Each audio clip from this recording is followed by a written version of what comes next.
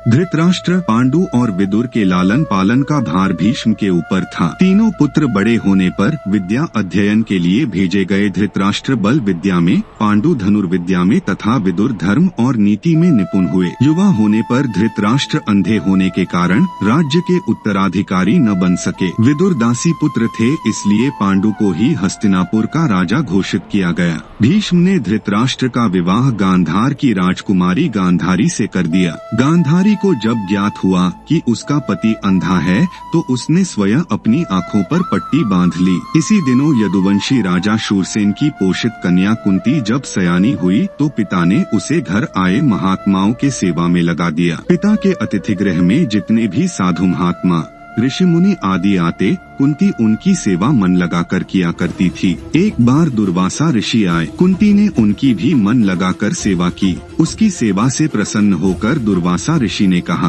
पुत्री, मैं तुम्हारी सेवा से अत्यंत प्रसन्न हुआ। आथ तुझे एक ऐसा मंत्र देता हूँ जिसके प्रयोग से तू जिस देवता का स्मरण करेगी वह तत्काल तेरे समक्ष प्रकट होकर तेरी मनोकामना पूर्ण करेगा। इस प्रकार दुर्वासा ऋषि कुंती को मंत्र प्रदान करके चले गए। एक दिन कुंती ने उस मंत्र की सत्यता की जांच करने के लिए एकांत स्थान पर बैठकर उस मंत्र का जाप कर सूर्यदेव का स्मरण किया। उसी क्षण सूर्यदेव वहां प्रकट होकर बोले, देवी, मुझे बताओ कि तुम मुझसे किस वस्तु की अभिलाषा करती हो। मैं तुम्हारी अभिलाषा अवश्य पूर्ण करूंगा। पर कुंती ने कहा, हे देव, मुझे आपसे किसी भी प्रकार की अभिलाषा नहीं है। मैंने तो केवल मंत्र की सत्यता परखने के लिए ही उसका जाप किया है। कुंती के इन वचनों को सुनकर सूर्यदेव बोले, हे कुंती, मेरा आना व्यर्थ नहीं जा सकता। मैं तुम्हें एक अत्यंत पराक्रमी तथा दानशील पुत्र प्रदान करता हूँ जिसका नामकरण होगा। इतना कहकर सूर्यदेव अंतर्ध्यान हो गए। कुंती ने लज्जावश यह बात किसी से नहीं कह सकी। समय आने पर उसके गर्भ से कवचकुंडल धारण किए एक पुत्र उत्पन्न हुआ। कुंती ने उसे एक मंजूषा में रखकर रात्रि बेला में गंगा में बहा दिया। बालक बहता हुआ उस स्थान पर पहुंचा जहां पर धृतराष्ट्र का सारथी अधिरथ अपने अश्व को गंगा नदी में जल पिला रहा था। उसकी दृष्टि कवचकुंडल धारी शिशु पर पड़ी। निःसंतान था, इसलिए उसने बालक को अपने छाती से लगा लिया और घर ले जाकर उसे अपने पुत्र के जैसा लालन पालन लगा। उस बालक के कान अति सुंदर थे, इसलिए उसका नाम कर्ण रखा गया। कर्ण गंगा जी में बहता हुआ जा रहा था कि महाराज धृतराष्ट्र के सारथी अधिरथ और उनकी पत्नी राधा ने उसे देखा और उसे गोद ले लिया और उसका लालन पालन करने लगे। किशोर अवस्था से ही कर्ण की रुचि अपने पिता अधिरथ के समान रथ चलाने की बजाय युद्धकला में अधिक थी। कर्ण और उसके पिता अधिरथ आचार्य द्रोण से मिले, जो कि उस समय युद्धकला के सर्वश्रेष्ठ आचार्यों में से एक थे। उस समय कुरु राजकुमारों को शिक्षा दिया करते थे। उन्होंने कर्ण को शिक्षा देने से मना कर दिया क्योंकि कर्ण एक सारथी पुत्र था और द्रोण केवल क्षत्रियों को ही शिक्षा दिया करते थे। द्रोणाचार्य की असम्मति के उपरांत कर्ण ने परशुराम से संपर्क किया, जो कि केवल ब्राह्मणों को ही शिक्षा दिया करते थे। कर्ण ने स्वयं को ब्राह्मण बताकर परशुराम से शिक्षा का आग्रह किया। परशुराम ने कर्ण का आग्रह स्वीकार किया और कर्ण को अपने समान ही युद्धकला और धनुर्विद्या में निष्णात किया। कर्ण को उसके गुरु परशुराम और पृथ्वी माता से श्राप मिला था और कर्ण को अपने समान ही युद्धकला और धनुर्विद्या में निष्णात किया। कर्ण को उसके गुरु परशुराम और पृथ्वी माता से श्राप मिला था कि शिक्षा अपने अंतिम चरण पर थी। एक दोपहर की बात है, गुरु परशुराम कर्ण की जंघा पर सिर रखकर विश्राम कर रहे थे। कुछ देर बाद कहीं से एक बिच्छू आया और उसकी दूसरी जंघा पर डंक मारने लगा। गुरु का विश्राम भंग ना हो इसलिए कर्ण बिच्छू को दूर न हटाकर उसके डंक को सहता रहा। देर में गुरुजी की निद्रा टूटी और उन्होंने देखा कि कर्ण की जांघ से बहुत रक्त बह रहा है। उन्होंने कहा कि केवल किसी क्षत्रिय में ही इतनी सहनशीलता हो सकती है कि वह बिच्छू डंक को सह ले, न कि किसी ब्राह्मण में। और परशुराम जी ने उसे मिथ्या भाषण के कारण कर्ण को श्राप दिया कि जब भी कर्ण को उनकी दी हुई शिक्षा की सर्वाधिक आवश्यकता होगी, उस दिन वह उसके विद्या को भूल जाओगे। जो कि स्वयं ये नहीं जानता था कि वह किस वंश से है।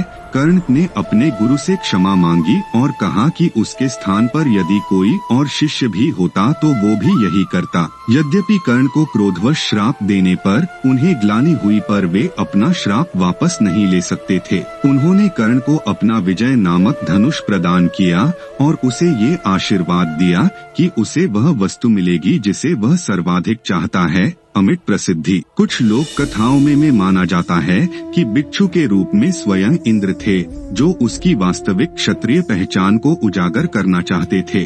गुरु के आश्रम से जाने के पश्चात कर्ण कुछ समय तक भटकता रहा। इस दौरान वह शब्द भेदी विद्या सीख रहा था। अभ्यास के दौरान उसने एक गाय के बछड़े को कोई वनीय पशु समझ लिया और उस पर शब्द भेदी बाण चला दिया और बछड़ा मारा गया। तब उस गाय के स्वामी ब्राह्मण ने कर्ण को श्राप दिया कि जिस प्रकार उसने एक असहाय पशु को मारा है, वैसे ही एक दिन वह भी मारा जाएगा, जब वह सबसे अधिक असहाय होगा और जब उसका सारा ध्यान अपने शत्रु से कहीं अलग किसी और काम पर होगा। इस प्रकार कर्ण परशुराम का एक अत्यंत परिश्रमी और निपुण शिष्य बना। कर्ण दुर्योधन के आश्रय में रहता था। गुरु द्रोणाचार्य ने अपने शिष्यों की शिक्षा पूरी होने पर हस्तिनापुर में एक रंगभूमि का आयोजन करवाया। रंगभूमि में अर्जुन विशेष धनुर्विद्या युक्त शिष्य प्रमाणित हुआ। कर्ण रंगभूमि में आया और अर्जुन द्वारा किए गए करतबों को पार करके उसे द्वंद्व युद्ध के लिए ललकारा। कब कृपाचार्य ने कर्ण के द्वंद्व युद्ध को अस्वीकृत कर दिया और उससे उसके वंश और साम्राज्य के विषय में पूछा, क्योंकि द्वंद्व युद्ध के नियमों के अनुसार केवल एक राजकुमार ही अर्जुन को, जो हस्तिनापुर का राजकुमार था, द्वंद्व युद्ध के लिए ललकार सकता था। तब कौरवों में सबसे ज्येष्ठ दुर्योधन ने कर्ण को अंगराज घोषित किया, जिससे वह अर्जुन से द्वंद्व युद्ध के योग्य हो जाए। जब कर्ण ने दुर्योधन से पूछा कि वह उससे इसके बदले में क्या चाहता है, तब दुर्योधन ने कहा कि वह केवल ये चाहता है कि कर्ण उसका मित्र बन जाए। उस घटना के बाद महाभारत के कुछ मुख्य संबंध स्थापित हुए, जैसे दुर्योधन और कर्ण के बीच सुदृढ़ संबंध बने, कर्ण और अर्जुन के बीच तीव्र प्रतिद्वंद्विता और पांडवों तथा कर्ण के बीच वैमनस्य। दुर्योधन का एक निष्ठावान और सच्चा मित्र था। यद्यपि वह बाद में दुर्योधन को खुश करने के लिए द्यूत क्रीड़ा में भागीदारी करता है, लेकिन वह आरंभ से ही इसके विरुद्ध था।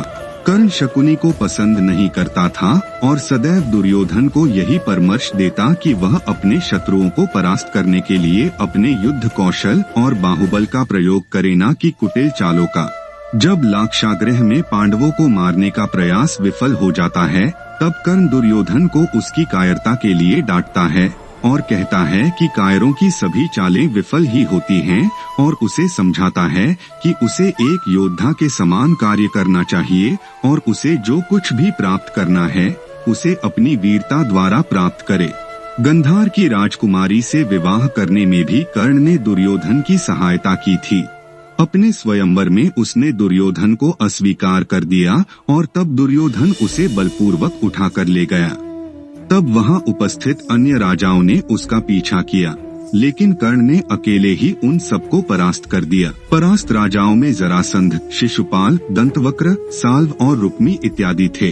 दुर्योधन की प्रशंसा स्वरूप जरसंध ने कर्ण को मगध का एक भाग दे दिया। भीम ने बाद में श्री कृष्ण की सहायता से जरासंध को परास्त किया, लेकिन उससे बहुत पहले कर्ण ने उसे अकेले परास्त किया था।